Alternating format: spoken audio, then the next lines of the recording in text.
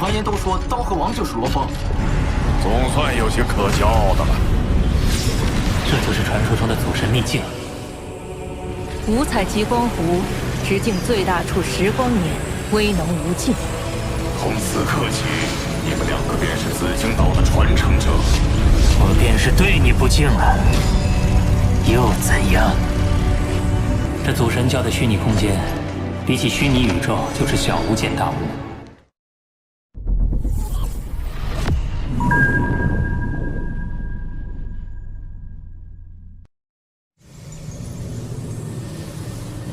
他们都认定我是刀河王，那我就叫刀河好了。刀河王，传说中的刀河王，就是那个刀河王。荣耀世界排行榜，我的位置在这儿。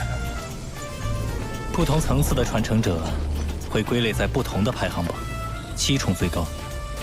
七剑王，按照战斗胜利失败次数进行排名，赢的可以得到荣耀点，100荣耀点就能兑换额外的传承机会。先前与你一战，甚是畅快，日后可多多切磋。广场上有数千万传承者，而鸿蒙这边竟然才有1000多人。这里，就是他，刀河王现在风头正盛，吸血族、妖族悬赏早已公开，要是把他打得满地找牙，定能声名大振。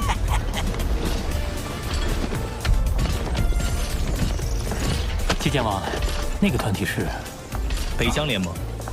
虽说都是些弱小普通族群聚集，实力不如我们鸿蒙，但祖神教发放的传承令分散在宇宙各地，他们族群多疆域分散，来的人也就多。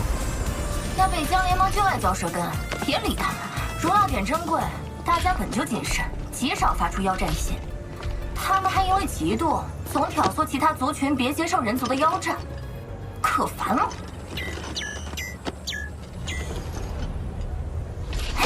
看什么呢？我收到了很多妖战信。也对，你的名气实在太大，不服气的天才会有很多，你恐怕能收到上千封吧。已经超过6万封了。什么？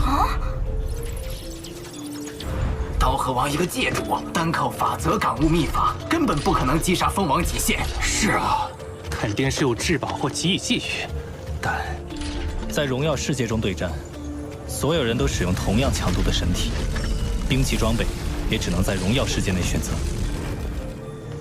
他的那些宝贝在这儿可派不上用场。妖战，我要好好蹂躏那传说中的刀河王。你可要慎重，一旦接战就不能反悔了。他们都是来自各族的绝世天才，大部分都自创了巅峰绝学，有几个甚至创出了究极绝学。如果输了，需要等1纪元才能有新的一荣耀点。究极绝学，我自创巅峰绝学就已经令混沌城主老师称赞了。刀河王，我帕厄卡芬四王向你挑战，你敢不敢接？年纪这么大，靠的不过是诸多技具吧？刀河王有实力就跟我赌3荣耀点。刀河王，刀河王。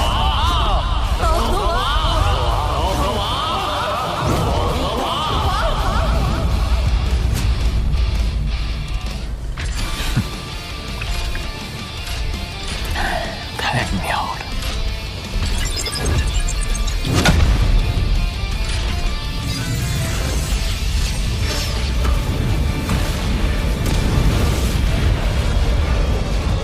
哦，那新来的人类竟然接下了62万多场妖战，这倒是紫荆岛未曾有过的趋势。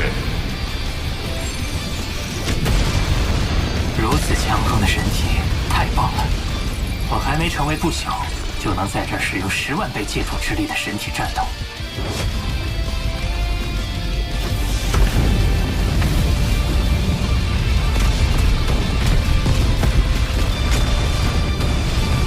刀河王，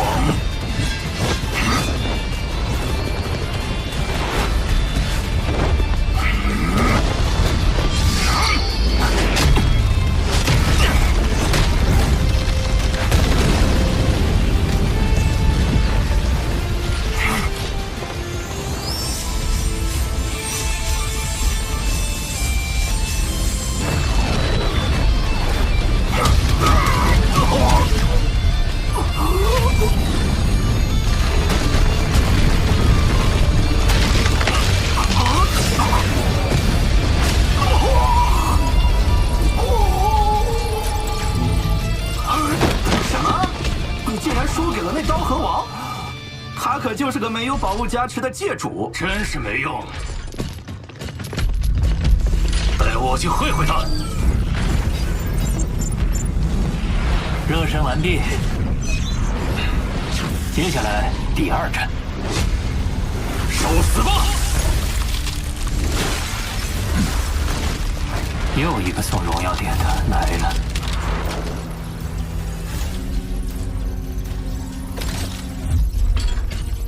可恶，我也得给他送荣耀点了。不靠任何外在条件，一名界主能站在3重传承者之巅，我算是服了。没想到他能做到这种程度。祖神教这次得给人族培养出个超级强者了。不过，后续针对罗峰的暗杀行动，怕是会越发疯狂。这刀后王绝不能留，他若成为宇宙尊者，必将拥有宇宙之主的实力，到时可比无法复活的宇宙之主威胁还要大。我们妖族的附庸族群，在祖神教接受传承的有谁？少时尊者现为5重传承者。我们狱卒地处边陲，不如先坐山观虎斗。那占着核心疆域的4大族群，自会演绎出好戏。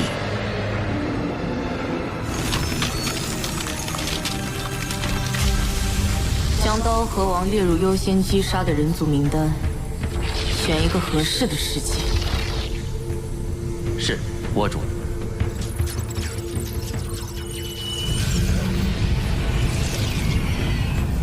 父神，即刻铲除人类刀河王。是。空万族绝光，拜见虫族女皇。看遍我虫族联盟，以绝光尊者最为合适。孔万族擅长灵魂控制，对极光湖湮灭造成的损失，等你复活后，联盟都会弥补。最好灵魂控制那刀河王，绝了人类逆转时空复活他的可能。控制不了，就当即击杀。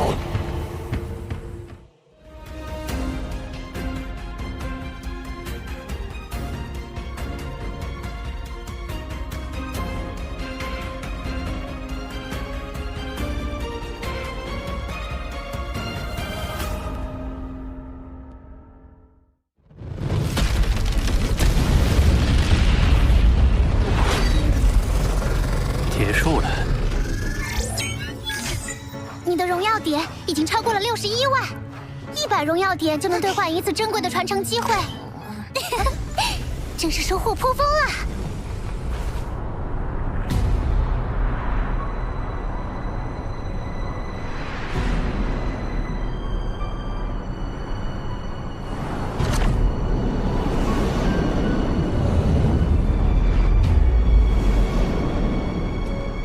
怎么还没出来？可恶的人类，真是胆小！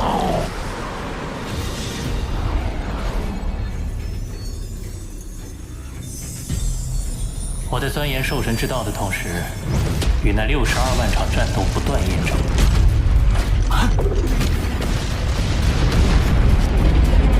如今，我的兽神之道已经接近第3重圆满。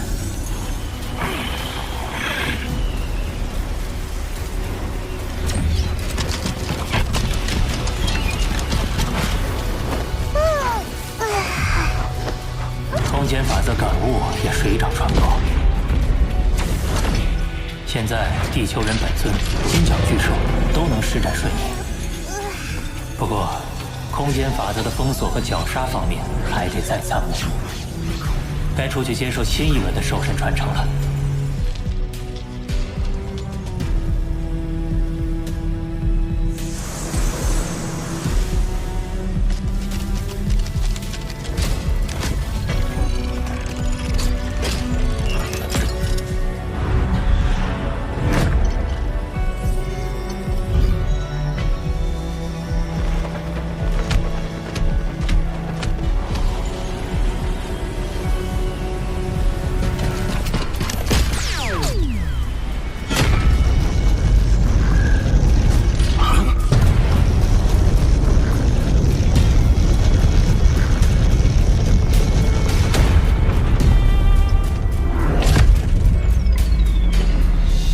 身我堂堂宇宙尊者，只为你一个界主，你该骄傲了。好快！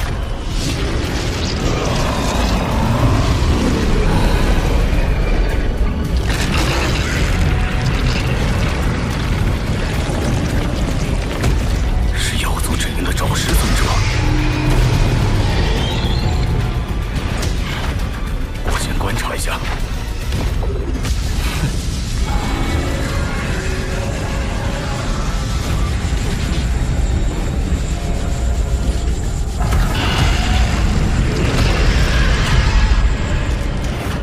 控制我为奴仆，做梦！什么？他的灵魂防御竟如此强大，那就去死吧！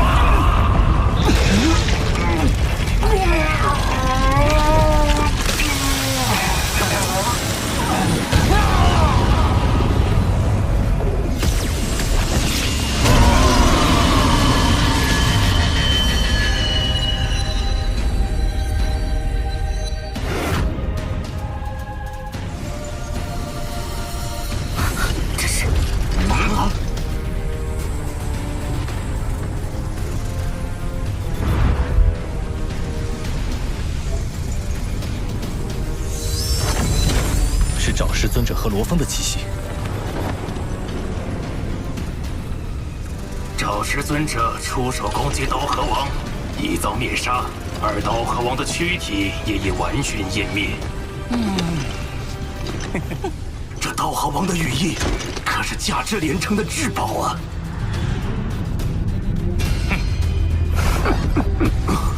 祖神教有令，传承者之间严禁抢夺行为。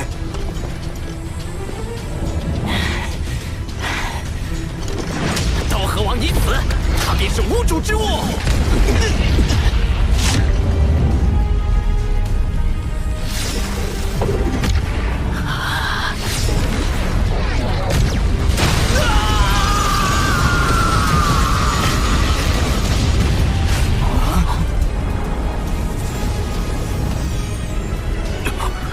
精灵理应失效，怎么会？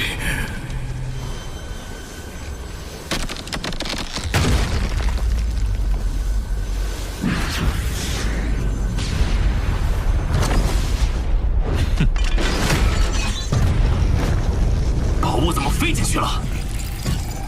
不可能！刀河王还活着。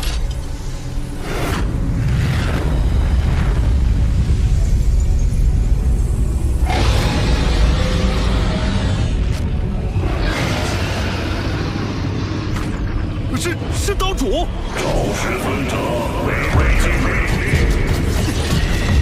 岛主，在我教中力刺杀传承者，即使通过逆转时空手段复活，我族神教也必将继续追杀，至死方休。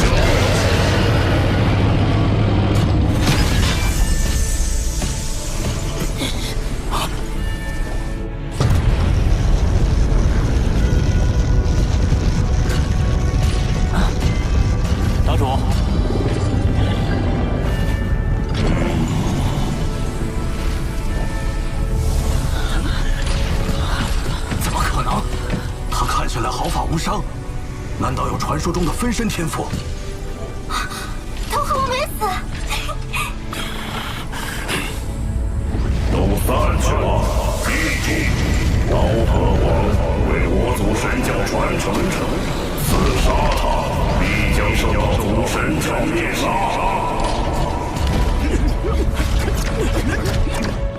从未见过祖神教如此重视一名传承者，要再次刺杀罗峰，只怕难上加难。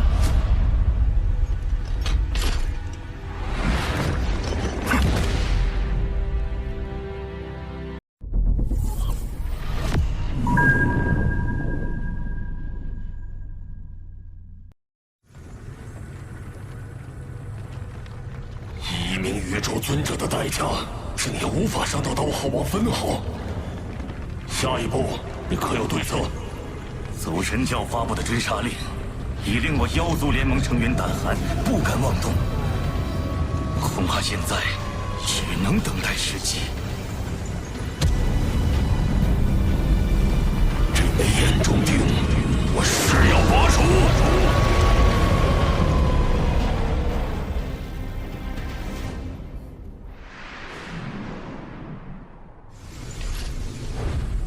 我已练成兽神七杀第3篇与事无羽翼第2形态。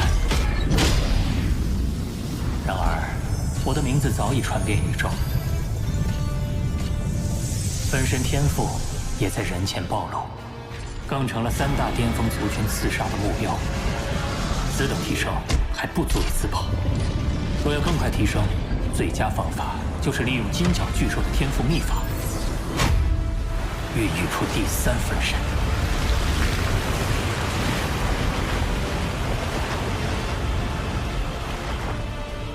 祖神秘境作为宇宙最高等秘境，聚集着宇宙中最多的特殊生命。若能在此获取一名强大特殊生命的身体材料，第3分身便指日可待。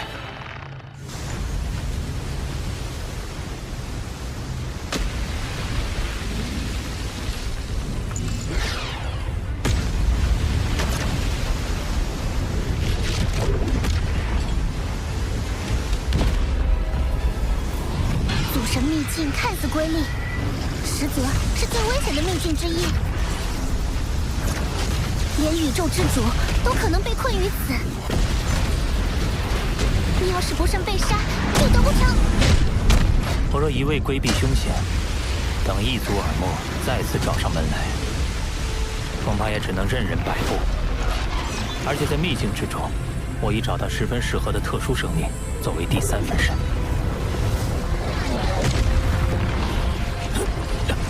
好强的吞噬之力！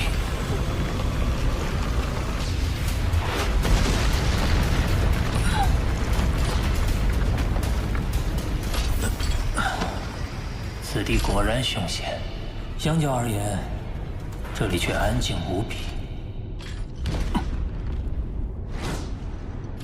是宝物。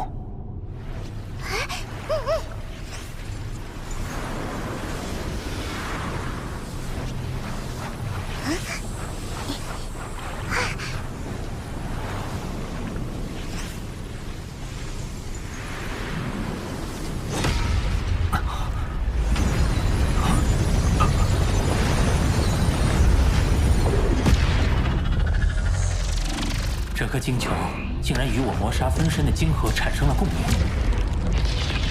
而且它散溢而出的法则之力不断涌入我的晶核，这是为何？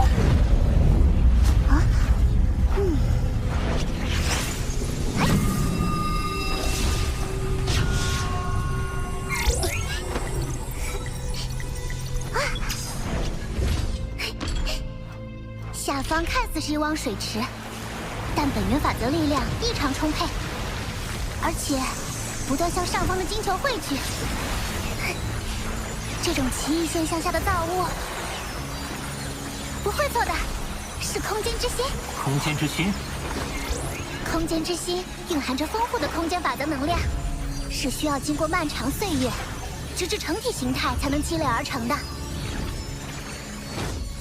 而且魔杀分身擅长空间法则，它的能量会涌入你的晶核，说明你们相性极佳。空间之心为我所有，你休想觊觎！靠近的无声无息，这名异族至少是宇宙尊者级别的实力。灵魂竟然不受丝毫影响，那便只好陨落于此。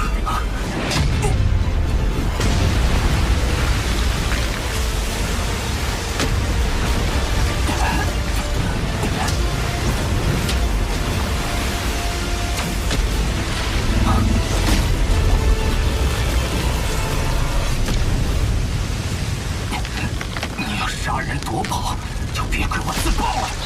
你应该知道我在五彩云华掌控会有什么结果。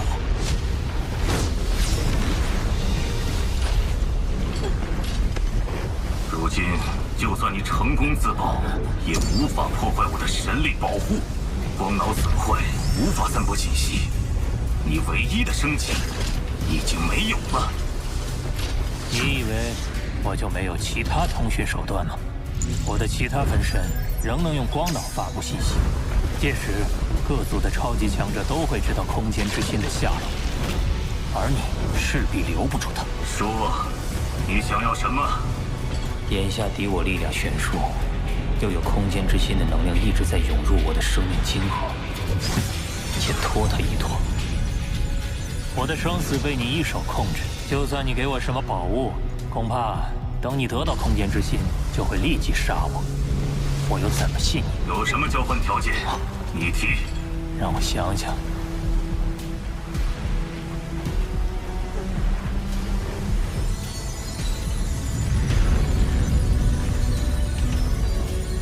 我没有夺得那空间之心的野心，但是我也不想陨落。可现在，我不知道怎么才能信你不杀我。好，既然这样，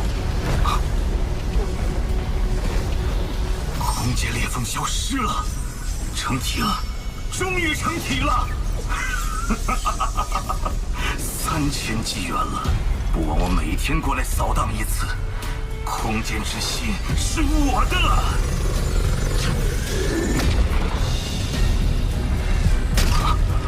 怎么回事？不！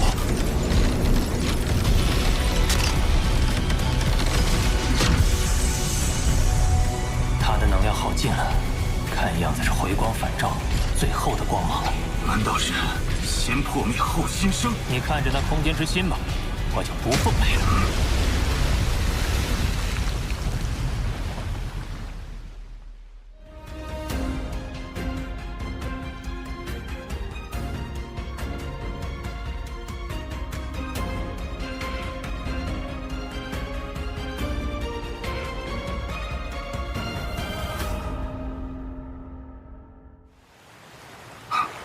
走了就走了，反正空间之心已经成体，就算他通知谁来，也根本来不及了。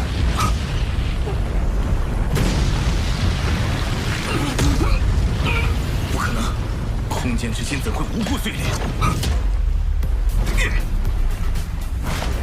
难道是那可恶的传承者冲进了五彩渊华，引起了特殊反应？就算他冲进五彩渊华，可那已经是空间裂隙消失。空间之心完全成体之后的事了，怎么会碎？怎么会碎？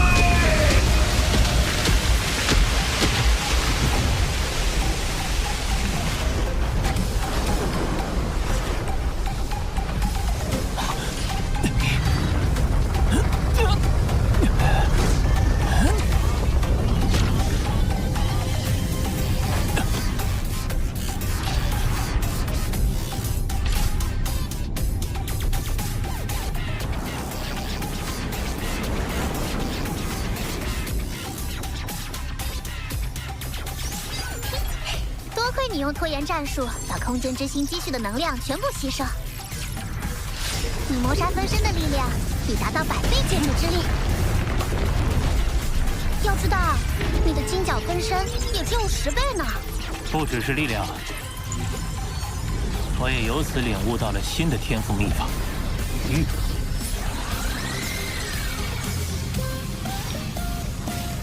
坐稳了。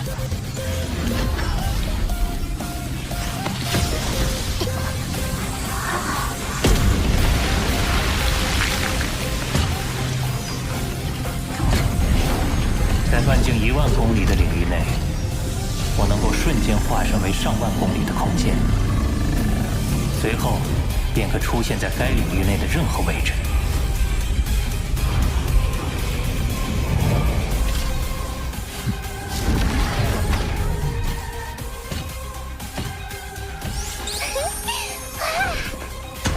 现在，我们总算能回归原来的计划，寻找第3分身。出发！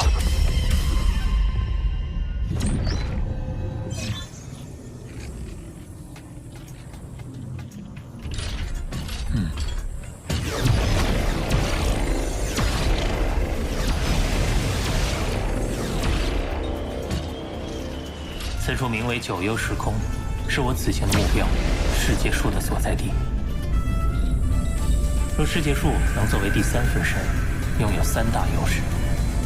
其一是掌控时空的天赋能力，其二是其巨大体积能储存巨量神力，3是能强化神国，避免外敌入侵。只是这座岛屿的植物生命攻击性极强，这第一步必须先设法避过他们的警戒，来到世界树面前。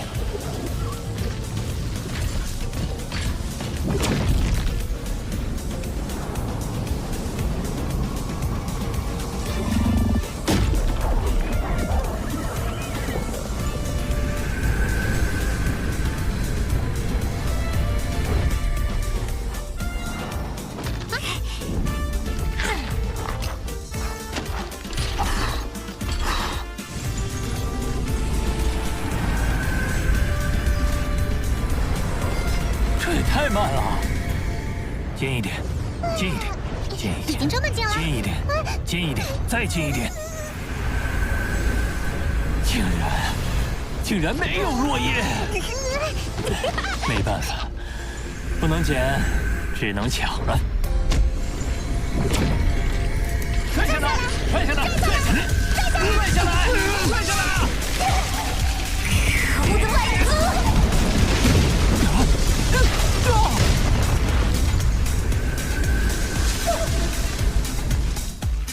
这么强，竟然未及反抗就被杀死。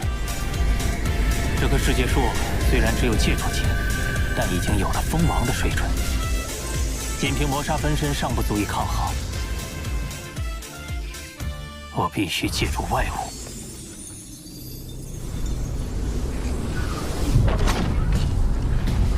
这颗火神元晶能炸死封侯不朽，那棵世界树也就戒除级。而且也没法燃烧神体，肯定挡不住。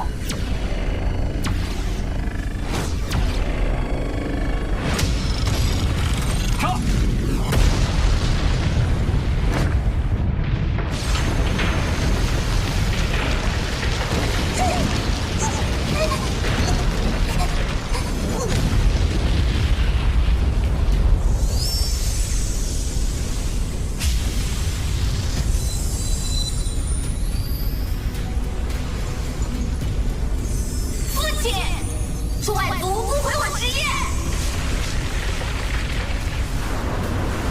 材料已到手，走。周围时空仿佛凝固了一般，完全动不了。难道？父亲，让我亲自杀了他！胆敢杀我子孙者，杀无赦！七七好惨哦，跳了那么多叶子。七七，要不是父亲，那一族可就逃跑喽。小七，那一族逃跑手段的确很厉害，瞬移消失都不引起空间特殊波动。若是让这一族逃掉，就很难再找到他。他既然伤你，我便帮你惩罚他，难道不好吗？不好！那你就好好努力。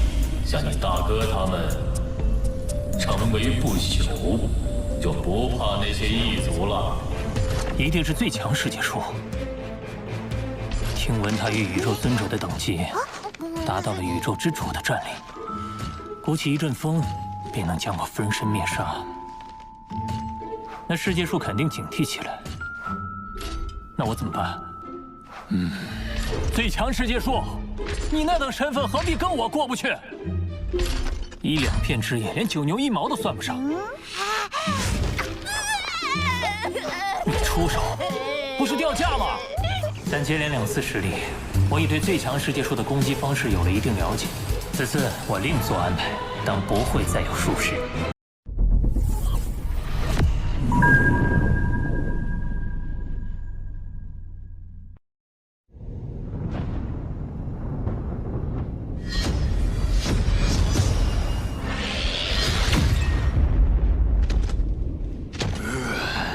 子牙尊者，多亏有你瞬移，我们才能顺利抵达。不敢，万事还需仰赖废镜王你。荒石岛相对安全，却没有宝物。我准备稍作休整，就去九幽之海。九幽之海，那可是整个九幽时空最危险的地方，海中偶尔出现的漩涡更是凶险未知。一旦陷入其中，就算是宇宙尊者也很难活着出来。至今没人知道那些漩涡下究竟有什么。你去不去可自便。他是上一不朽传承者中排名前10之人，又有那独步宇宙的探查天赋宇宙之境，跟着他自然有益，且忍他一时。既然废境王去，我自然追随。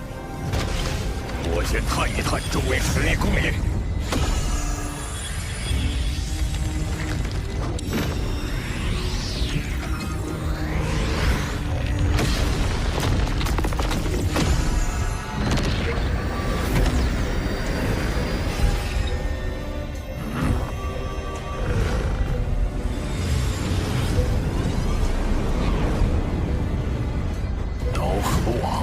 听说他有一至宝羽翼，在紫金岛上没法下手，在这却是好机会。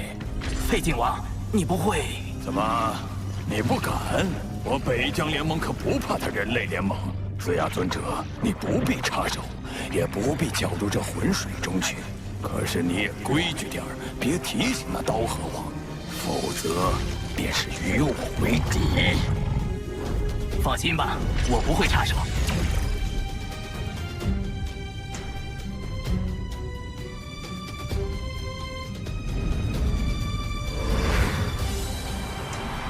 还有1个月。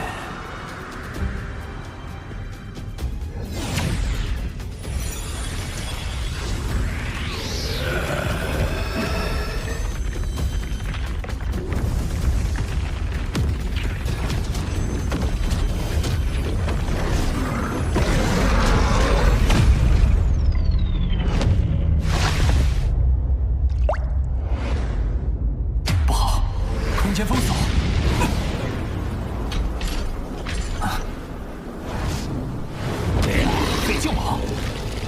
他也是宇宙特殊生命，实力足以力拼宇宙尊者。刀河王，在我面前你还想逃？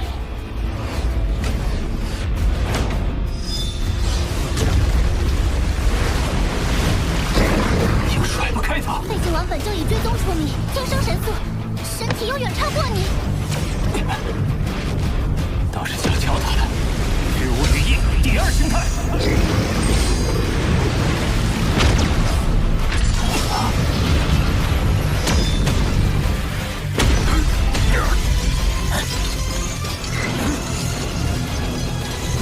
至宝威能果真不凡。交出羽翼，饶你命。我的速度无论如何拼不过他，我要靠机动性仪式。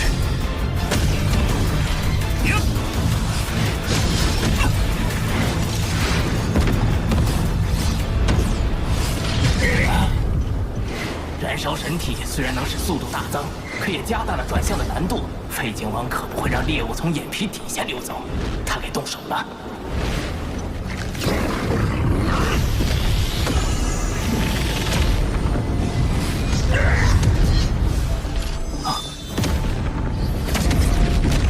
好强的吞噬之力，远超魔音山的死亡深渊。是封印类重吧？加之废境王神力加持，堪比宇宙尊者的封印手段。想在我毫发无伤的情况下直接封印我，简直妄想！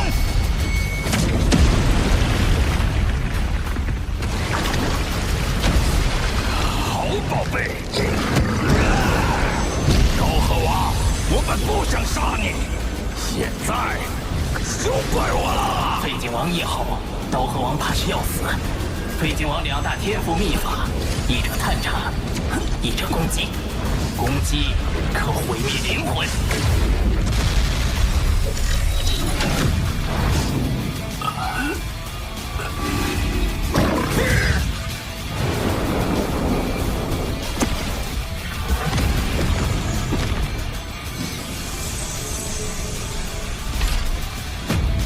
好可怕的手段！最后关头要不是他猪，挡住了！不可能！我这一击未能足以媲美普通宇宙霸主。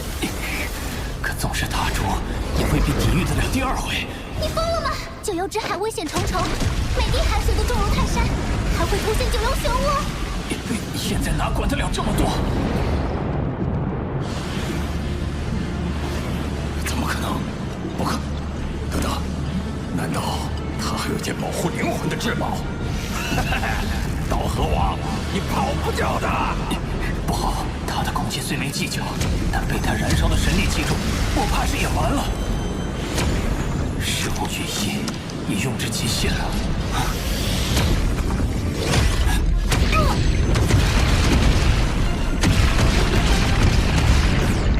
神力成丝，九龙，小心，他神力加重了10倍。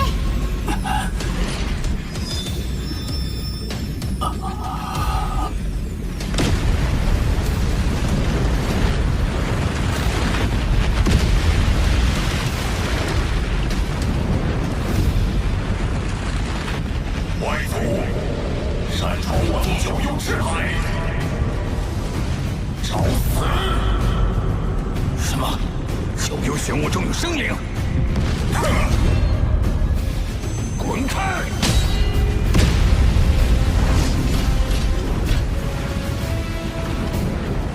都说九幽漩涡通往九幽之海核心之地，看来那里应该生活着一群可怕强者，随便出来一个，实力就比我强。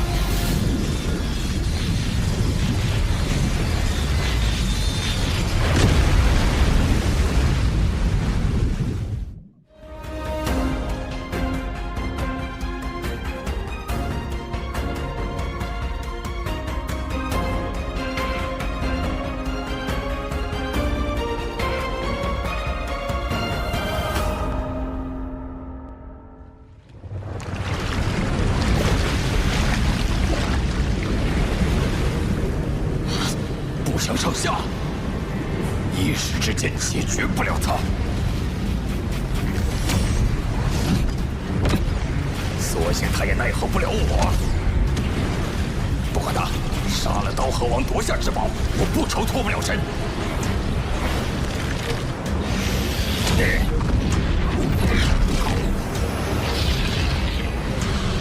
可恶，没办法了。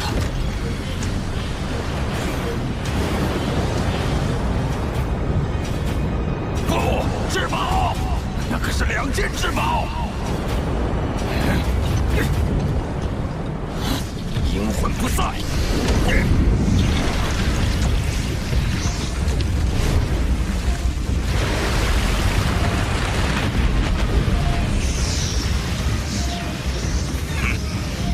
算你跑得快。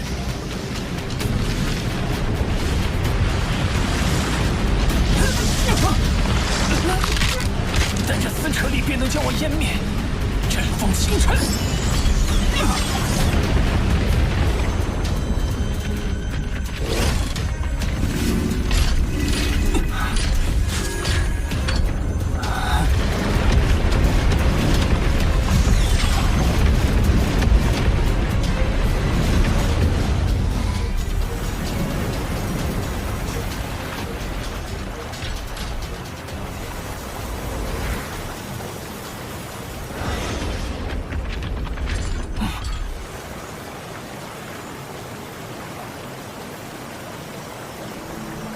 奇异的空间，有点像发现空间之心的地方。好强的阻力，是雾气中蕴含着特殊力量，封锁了空间波动，那便无法瞬移，也不能神国传送。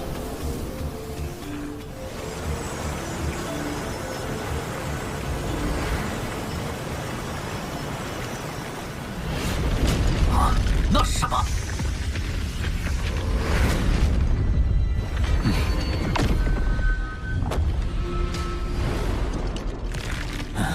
有军队，与刚才那尊者是同一组，300多人，个个都是不朽。有念力扫荡，外族，你快去上报，其他人随我追击。是。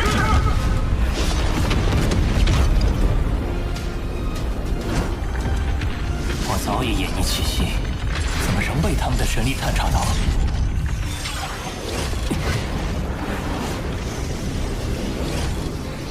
他们好生灵活，似乎完全不受雾气影响。不过，就凭你们还追不上我？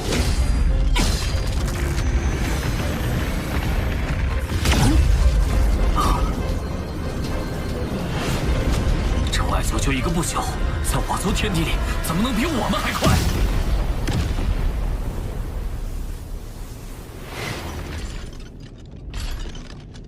这里的土著身体基因非比寻常，随便几个士兵都这么强。如今我行踪暴露，恐怕很快会引来更多追兵。巴巴塔，这些异族什么底细？所有数据库中都搜索不到记录。难道真如传言所说，从不曾有人离开这里带出讯息？以磨砂分身天赋秘法玉的手段，来去当不成问题。磨砂分身眼看就快到了，不能功亏一篑。再等等，我先去问问混沌城主老师有没有情报可提供。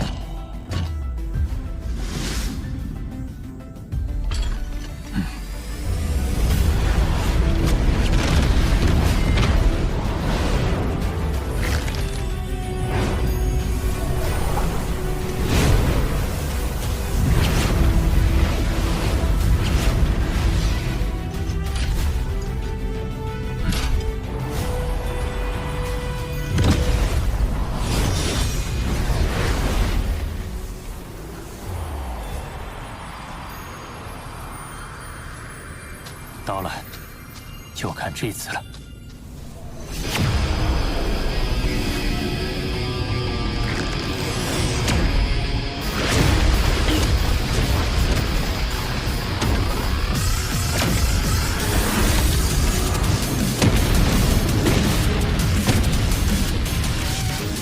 行动！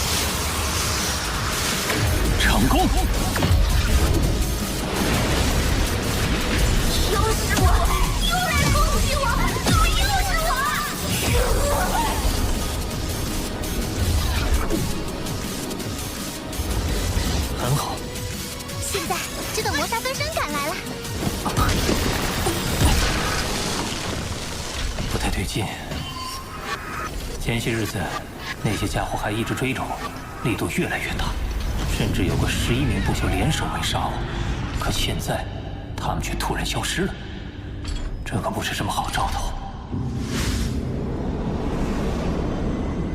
皇子殿下，整个包围圈300万将士已完成合围，9位将军也已就位，只等您一声令下。想不到这外族这么能打，有趣的很，定要让我亲手击杀他。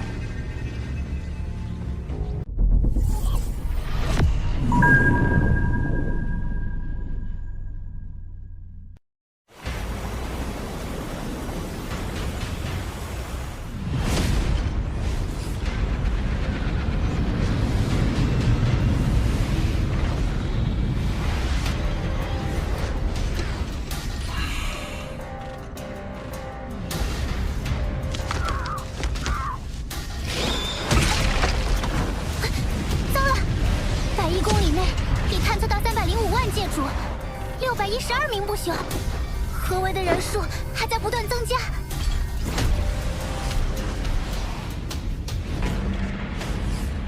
我族神力勾动9幽世界之力，能清晰查探出周遭一切非我族群之力的外族，数百万将士合力，我就不信那外族逃得脱。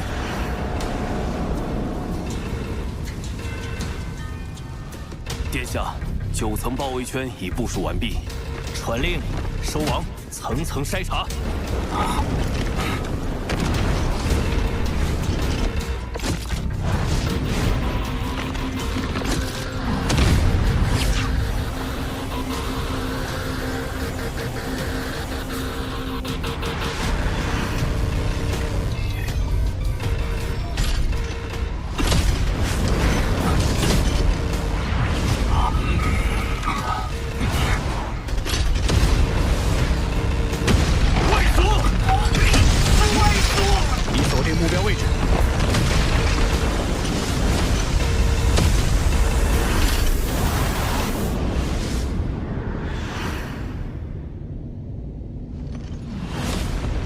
800不朽听令，9幽合击。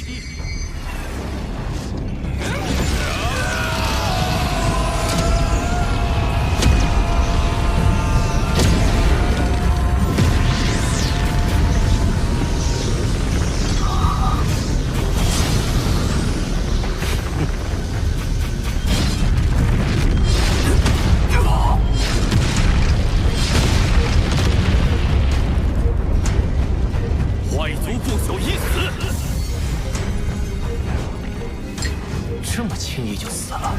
不对，才这么点东西，他肯定是假的。众将士归位，包围圈继续收缩。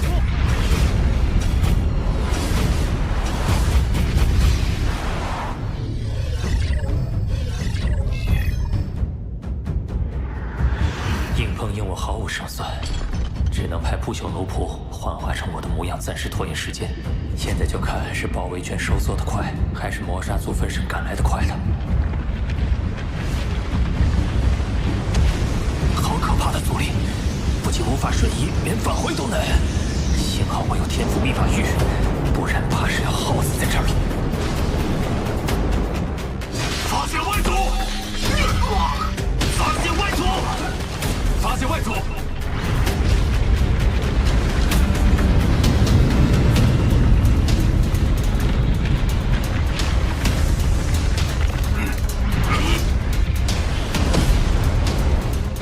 果然，按照原计划，扫灭一切外族，绝不放走一个。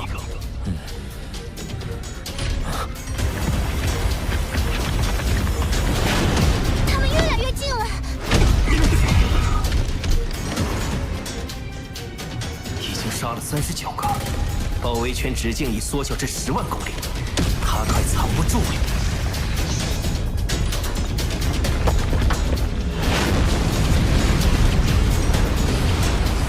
抓到你了！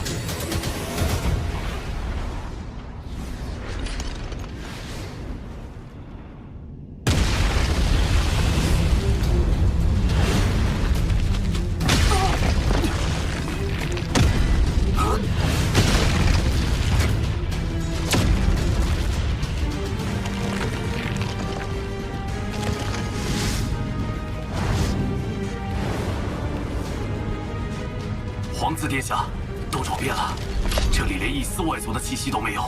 怎么会？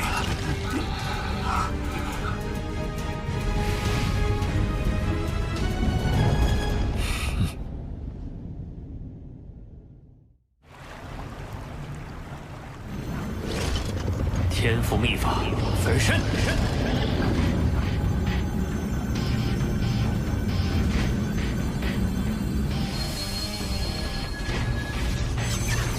世界树的生命层次接近我体内世界孕育的极限，是成功，还是？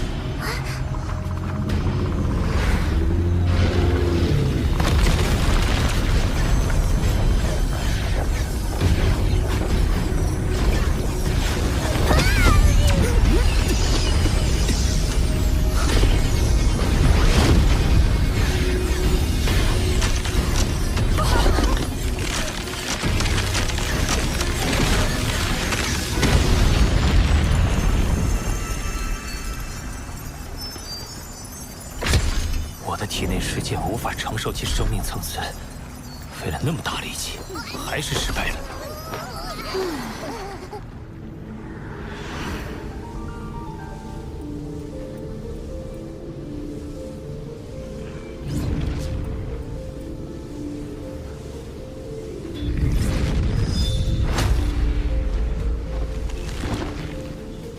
身体大小决定着神力多寡。若第三分身拥有足量神力攻击，可大大提高我的保命能力。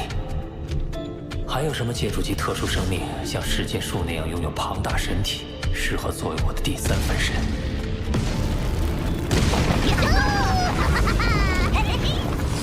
这么破坏会被叔叔说的吧？没事，他更希望我们变强。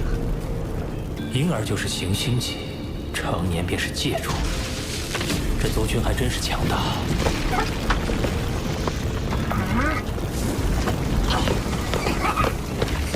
你们这些黄海孕育的，只有成为不朽，才有资格通过九幽漩涡去这一方世界之外，瞻仰祖海的壮阔。九幽漩涡，他口中的祖海是指九幽之海吗？哼，而我，嘿嘿，可是吸纳祖海中的精华诞生，你们就该封我为首领。吸纳祖海精华，九幽一族是能量类生命，诞生的方式果然特殊。黄海108座都位于九幽世界的中心，备受礼遇，受无数子嗣朝拜，且禁止任何人触碰，未必比祖海差。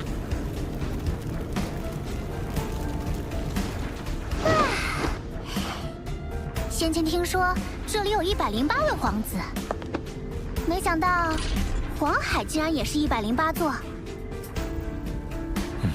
怎么会这么巧？难不成每一座黄海都和皇子有关？甚至……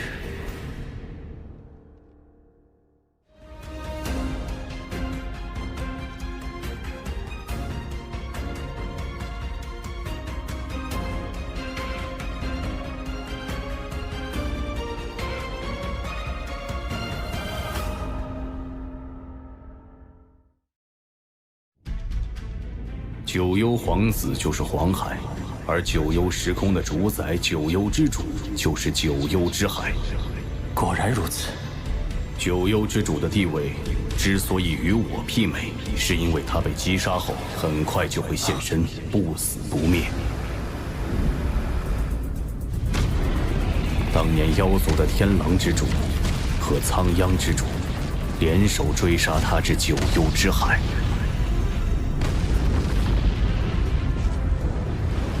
九幽之主逃入海中消失，随即整个海洋的无尽神力燃烧。苍央之主瞬间就被灭杀，天狼之主则靠质保天狼殿才侥幸逃出。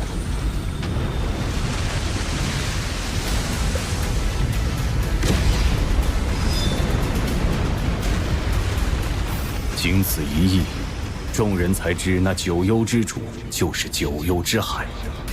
他一旦死了，九幽之海中就会诞生出新的一位，而九幽之海便是他源源不绝的能量源泉。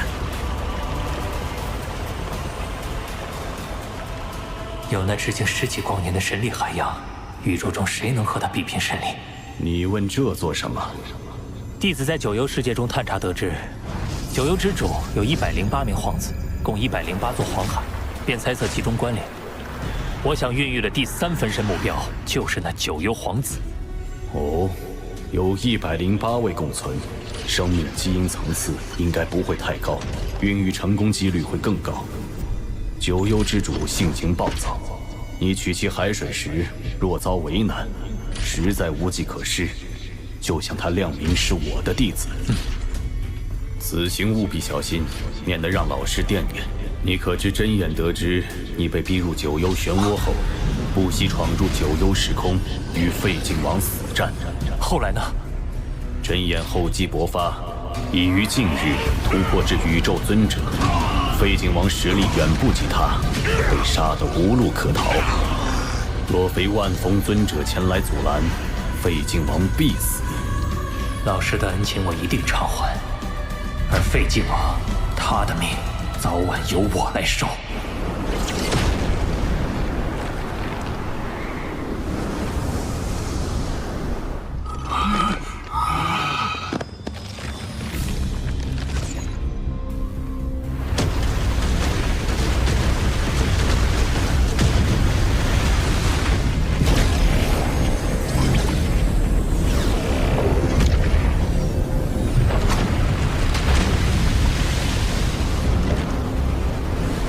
跪拜的那些，应是尚未孕育生命的借助级皇子的黄海，适合孕育分身。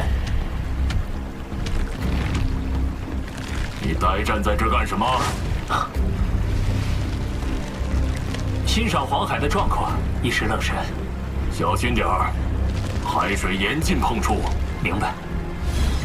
希望九幽之主不会在乎这点海水。为了第3分身，为了将来的机遇，拼了！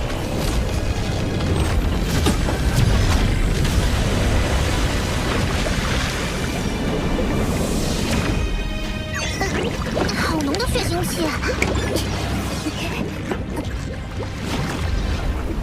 人类，我看你是一心求死。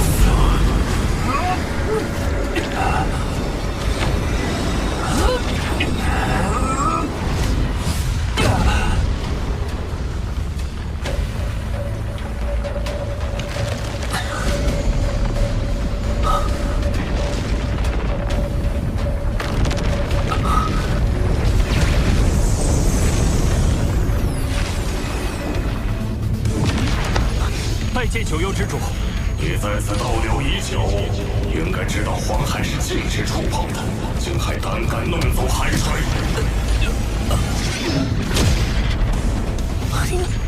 好强的杀意！我发现其他黄海的海水很普通，唯有这小型的黄海，海水有如鲜血，甚至隐隐能闻到血腥味。我在好奇下才弄了一些海水，我也是心存侥幸。心存侥幸，明知道是禁忌还敢触犯，那就得有承担后果的准备。看来只能亮明身份了。九幽之主，以为我要杀你？我本想杀了你，但你刀河王是我祖神教外围组织内定的吸纳成员。你若愿意成为我九幽一脉的护教使者，我便饶你一命；不接受，你知道后果。为的是这个。听说修炼兽神之道至5重传承者，就必须加入祖神教外围组织。你加入本就是迟早的事。加入还是不加入？拜见护教神主。你倒是聪慧，这是祖神令，你可借此与祖神教联系，切勿丢失。明白。去吧。刀河王可是自己送上门来的，那几个老家伙要是知道他入了我这一脉，不知会怎样。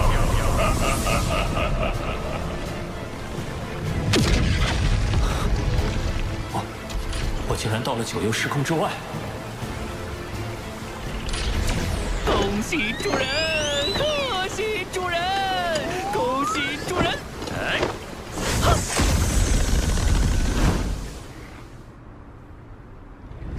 海水到手，可以再孕育第3分身了。天赋秘法，分身。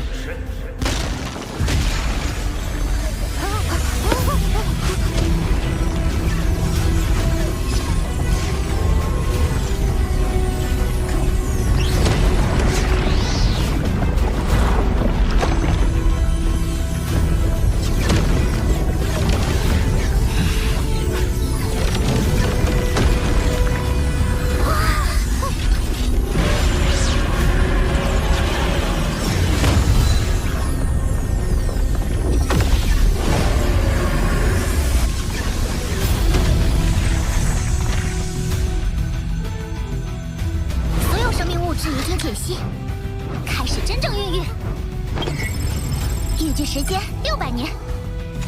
成功了！将来我便会拥有无穷无尽的神力源泉，即使陨落，也能再度诞生。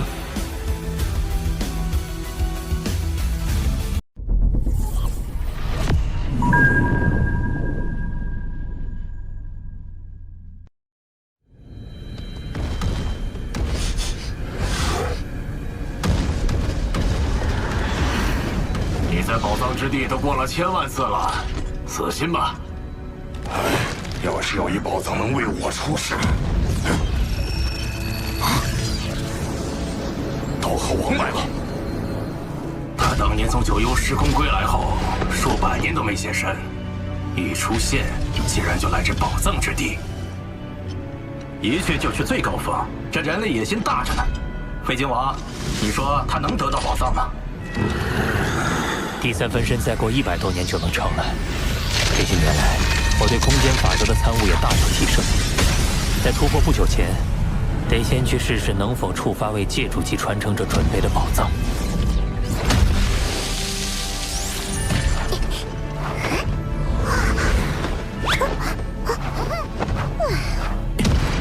他还差得远。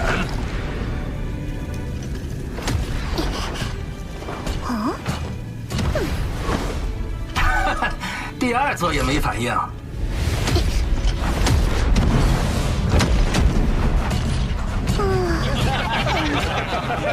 小小刀河王，这下该知道自己的斤两了。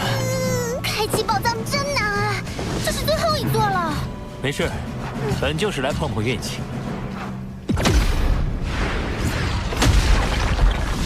宝藏！怎么可能？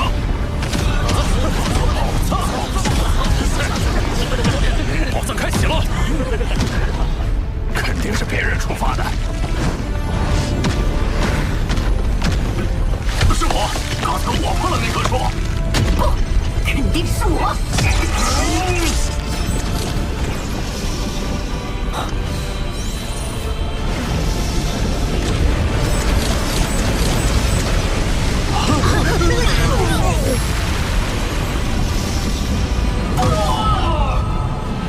只有刀河王还没出来。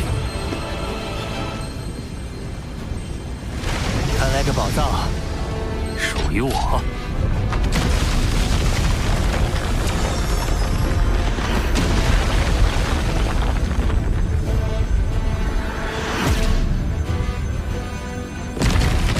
此处的宝藏可都有媲美至宝的价值，不知这戒指里会是什么？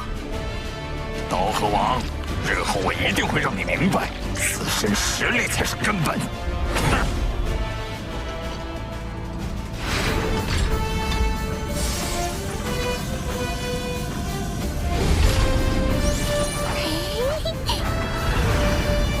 哇，是飞行宫殿类的重宝。飞行宫殿，类似于天狼之主的飞行载具。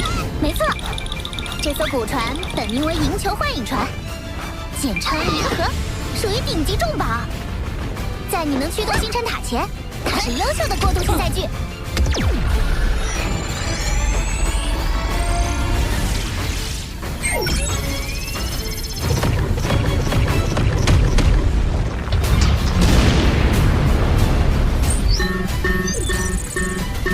接入失败。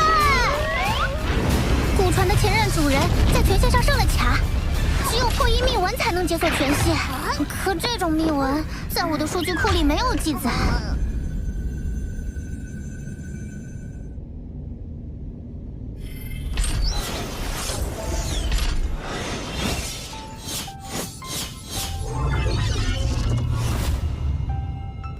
原来是他。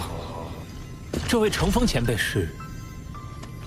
乘风，祖神教最早时期的8大兽神之一，与后天凭借修炼成为兽神的存在不同。自宇宙诞生之初，他便融合本源法则，化身为兽神，属于天生兽神。他实力强大，只是天生兽神凝聚宇宙精华而生，无论鳞甲、皮毛、血液，都具有奇效，是强者眼中的珍宝。包括你使用的血络晶，也是天生兽神留下的。至此，你应能猜出乘风的命运。血落世界的兽神遭强者围杀而死，那乘风前辈也……他早已陨落。哪怕是天生兽神，也逃不过弱肉强食的铁则。于我们人类而言也是如此。罗峰，你是我族将来的支柱，要想保护族群，就必须保证自身实力。眼下，你虽已濒临突破不朽的关口，但唯有先提高生命基因层次，才能在突破后战到更高的起点。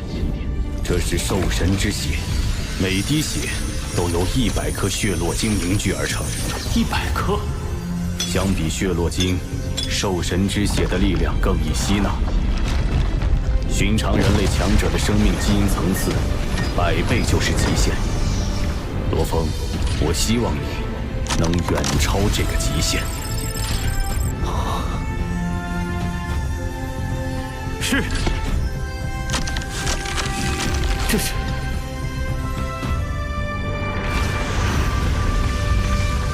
第3分身要诞生了。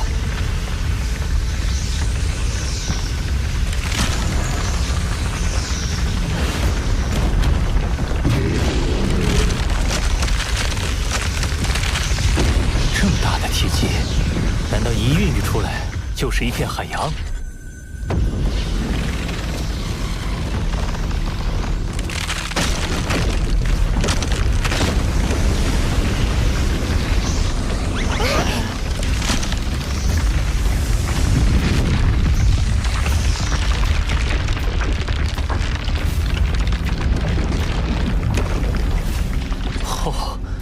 这第3分身竟然是血肉类生命，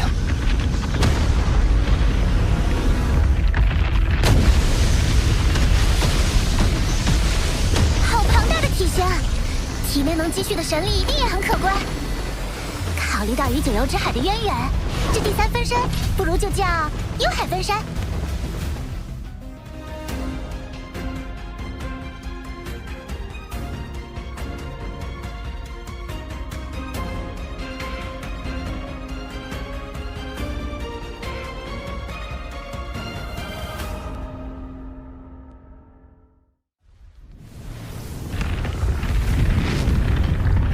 从此刻起，本尊和3大分身已定。我罗峰到底能在这宇宙强者之林中，成为一棵孱弱树苗，还是最粗壮的参天大树，就看以后我自己的努力了。这具身体内似乎蕴含着庞大的记忆信息，看来我幽海分身有2大天赋秘法：化海与创造。化海？就像黄海和祖海那样。化海，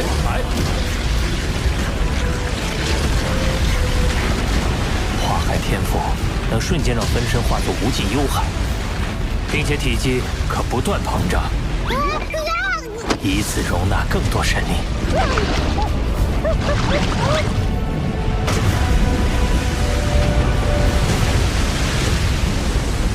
哇，直径10万公里的血海！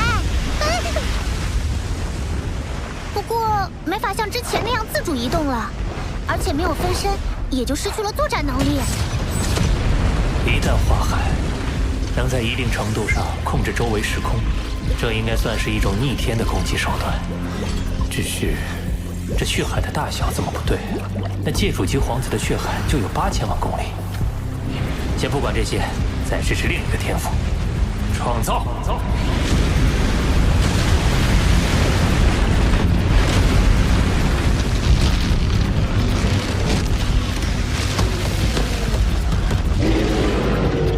这是从无尽幽海中提炼出能量，再对生命基因进行组合，最终凝聚成生命。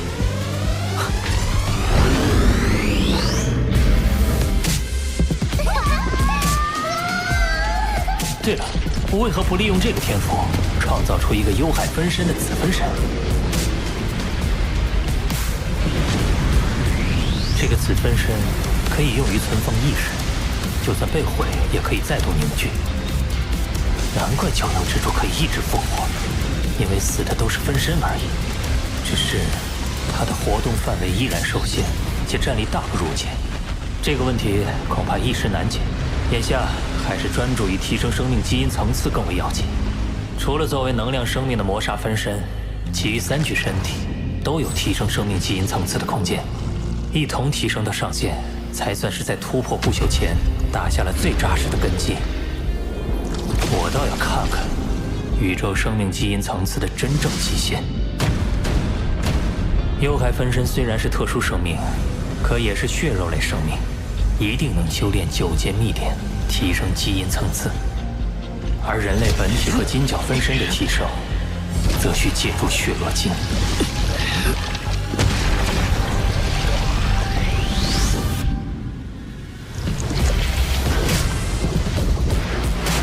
金角巨兽融合血络晶的数量已超300克，人类本尊却仅能融合82克。看来唯有靠兽神之血，方能更进一步。这股席卷而来的疼痛，远甚于融合血络晶之时。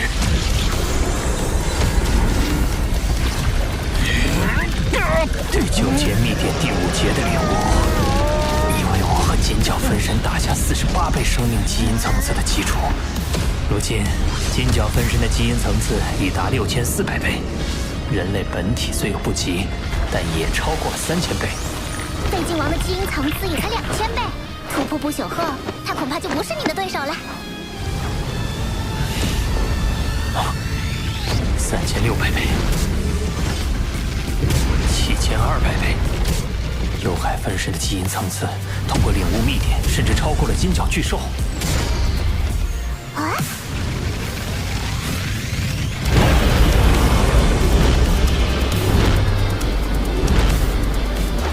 突破了10000倍，而且仍然没有到达上限。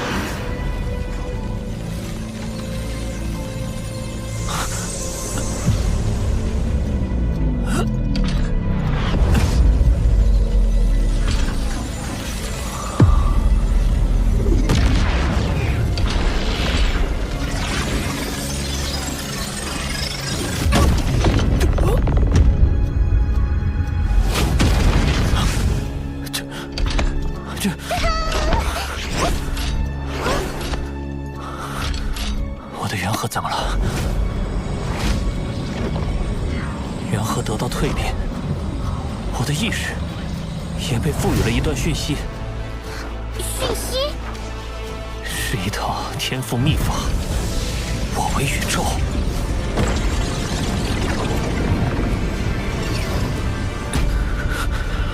它的威能极大，一旦施展，身体将瞬间化为微型宇宙。困于其中的敌人将实力大减，自身则实力大增。若是自爆，威力甚至堪比宇宙爆炸，可直接湮灭敌人。太离谱了！我跟着主人纵横宇宙这么多年，也想象不出它的威力。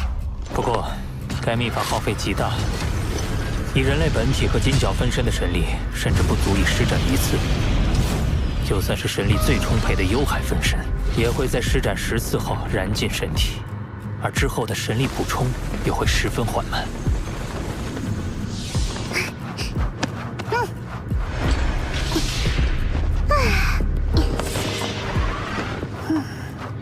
生命一旦成为不朽，位于宇宙核心的本源之地便会将大量神力灌入对方的体内，以助其完成蜕变。所以你突破后，神力供应会有所改善，但恐怕还是不够。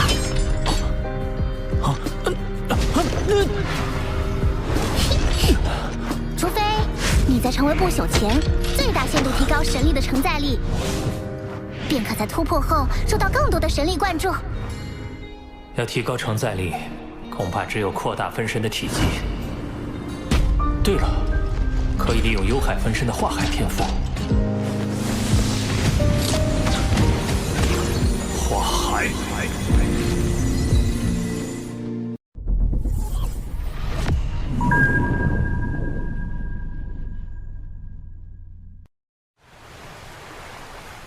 化海。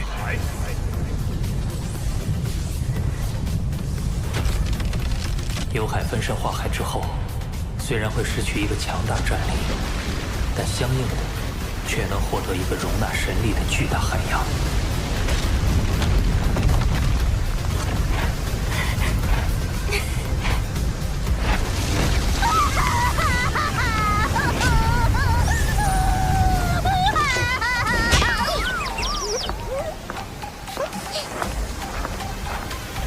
天哪，陆地快被淹没了！不行，无尽幽海还在扩张，你的体内世界也要跟着扩张。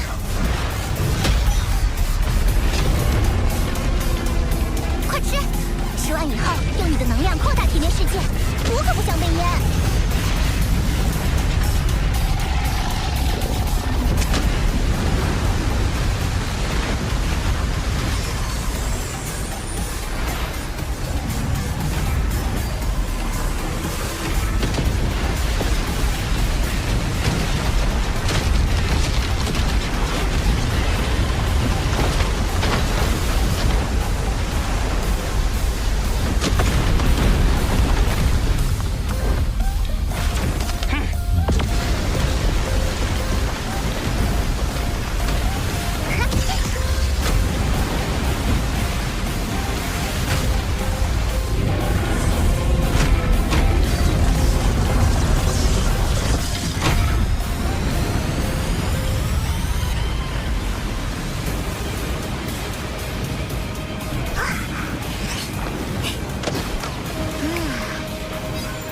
无尽幽海的直径达到了100亿公里，体内世界达到了1万亿公里，太离谱了！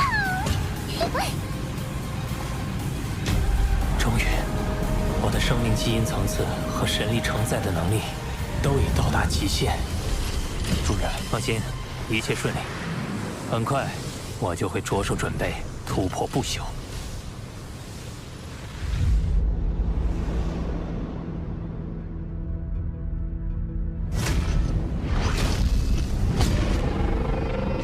我的其余分身均已沉睡，所有意识都集中于一体，全力以赴进行突破。元和是我长期以来的命门所在，然而突破不朽势必要连接宇宙本源之地。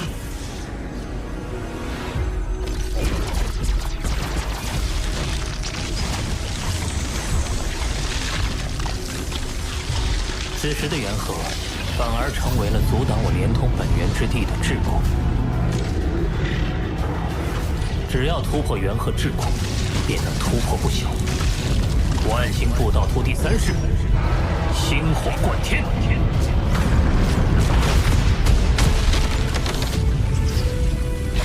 怎么可能？给我破！破！破！破！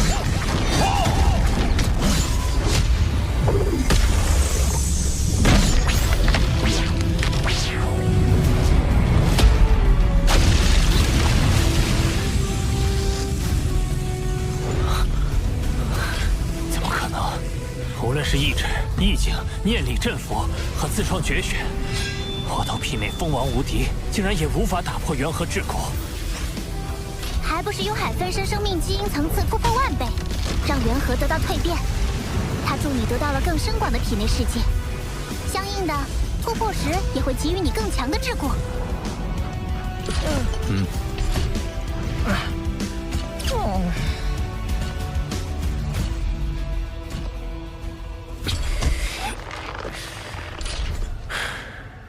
一饮一啄，但他真的要我耗费100万年，创造究极第3式才行。刀河王怎么还没突破不朽啊？当年风华绝代的刀河王销声匿迹了。看来刀河王也是徒有虚名，纯靠运气。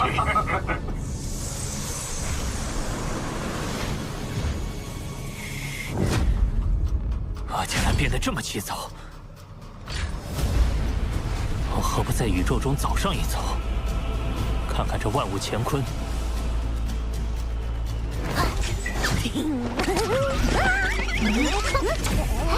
阿巴达，出发，我们去宇宙中流浪。过去，我常常在封闭空间内枯坐，希冀着依靠个人推演领悟突破。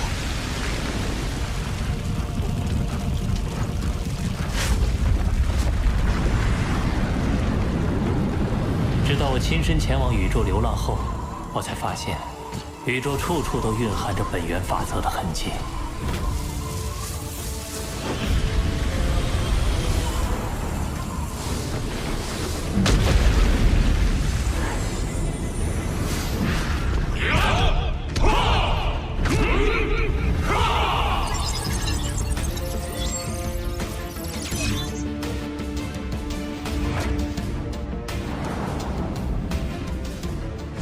大至天体的诞生与湮灭，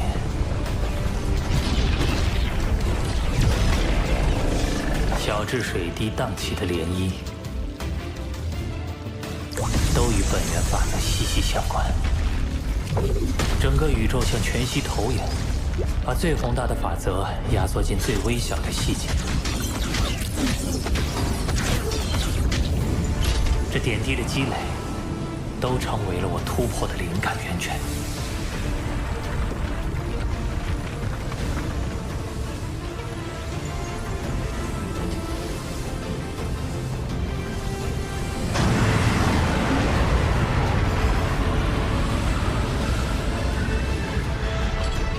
去突破不朽吧，无需坚定内心，因为内心自然而然有如浩瀚星空，不可撼动。无需抵抗幻境，因为幻境和真实宇宙比，更不堪一击。论意志，我恐怕也不亚于宇宙霸主们。破之过，成就不朽。星火贯天，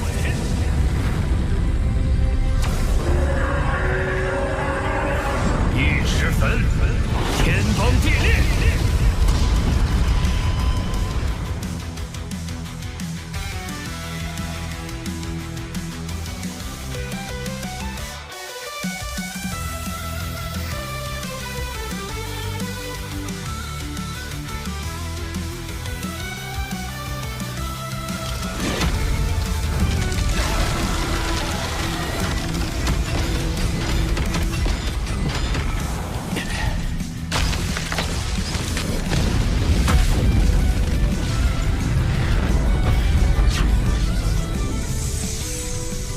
金之本源法则降临。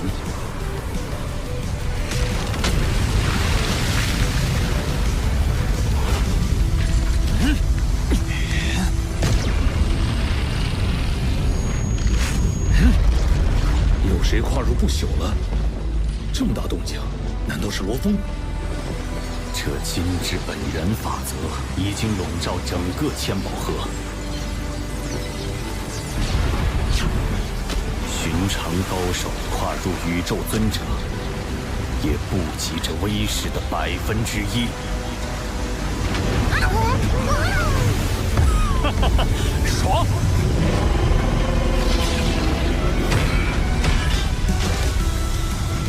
这来自宇宙本源之地的神力，怕是比亿万件重宝还要珍贵。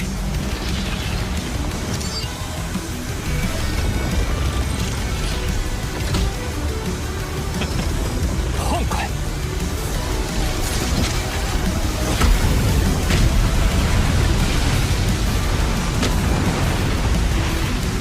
刚突破不朽，就能从宇宙本源之地勾动如此海量的神力。我人类之中，怕是很快就要诞生一个震慑亿万族群的超级存在了。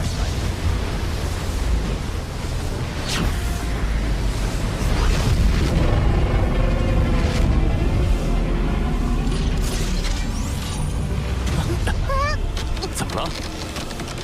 你刚成为不朽，体内世界还能维持，但迟早它是会分裂崩塌的。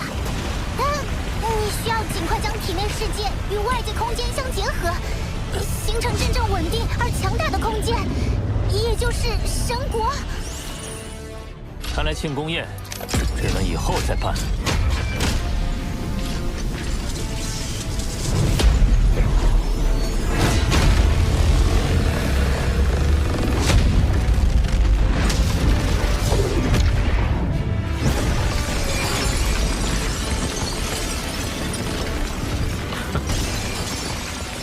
就用这枚巨型空间碎片，将体内世界与其结合。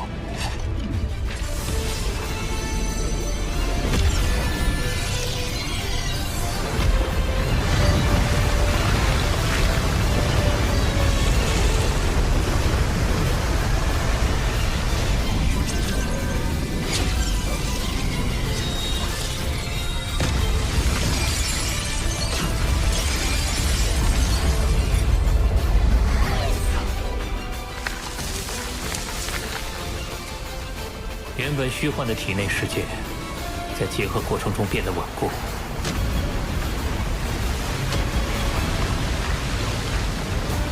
终于成为了一个真实存在的世界。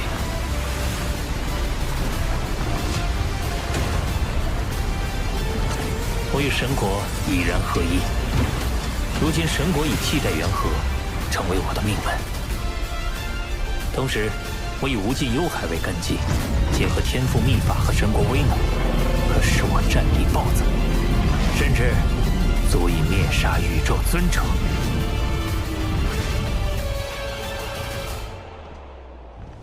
老师，罗峰，过来。你既踏入不朽，就在山腰选址建造你的宫殿吧。山腰，多谢老师。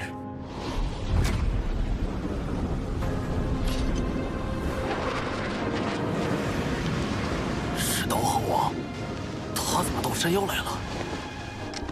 按惯例，不朽居于山脚，尊者居于山腰。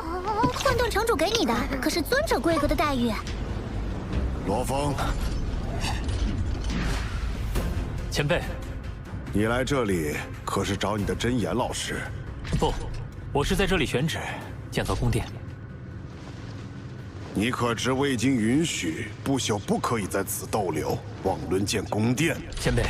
这其实是混沌城主老师的安排。哦，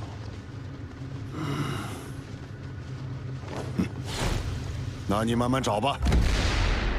此处向来只有宇宙尊者可住，可罗峰居然破例，如何让诸多强者们信服？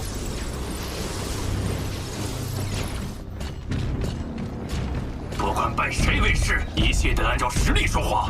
混沌城主这次，废金王。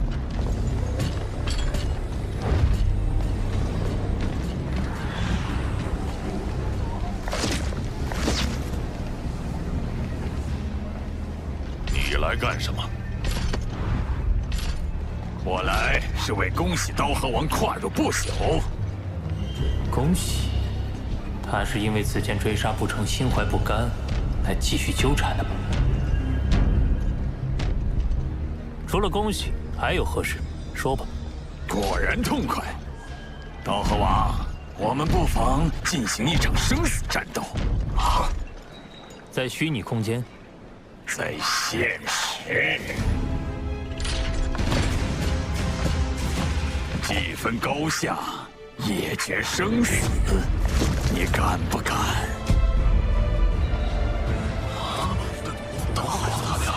这是场生死战斗。